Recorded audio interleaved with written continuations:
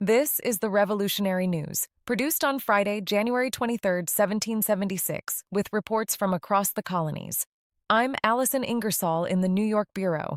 This is day 279 since the first shots were fired at Lexington and Concord, Massachusetts. I start our broadcast with an editorial using a metaphor to describe the state of the Continental Army today.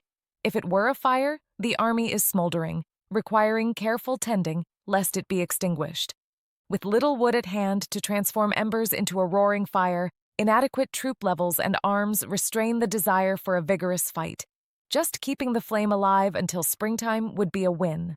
However, the growing circulation of Thomas Paine's common sense is essential kindling that is fueling optimism for the patriot cause across the colonies. With British General Howe permitting his troops to resort to dismantling Boston houses and wharfs for firewood, it's arguable that the other side shares its enemy's predicament.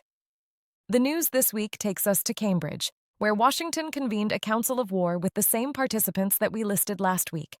They considered the losses in Quebec City, including the death of General Richard Montgomery and injury to Colonel Benedict Arnold, which we covered in episode 30 on January 2nd.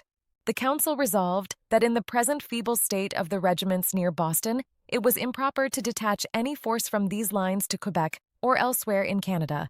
However, with authorization of 13 new regiments, 10 would be dedicated to the siege of Boston, with the other 3 destined for Canada, under the command of General Philip Schuyler. It appears that Schuyler has recovered from the illness he suffered in the fall that left him recovering in Fort Ticonderoga, whilst his number 2, Richard Montgomery, went on to conquer Montreal before dying in battle in Quebec on December 31st. So, there you have it, the news of the week ended January 23, 1776. Subscribe for free to this YouTube channel and follow the revolution. See you next Friday.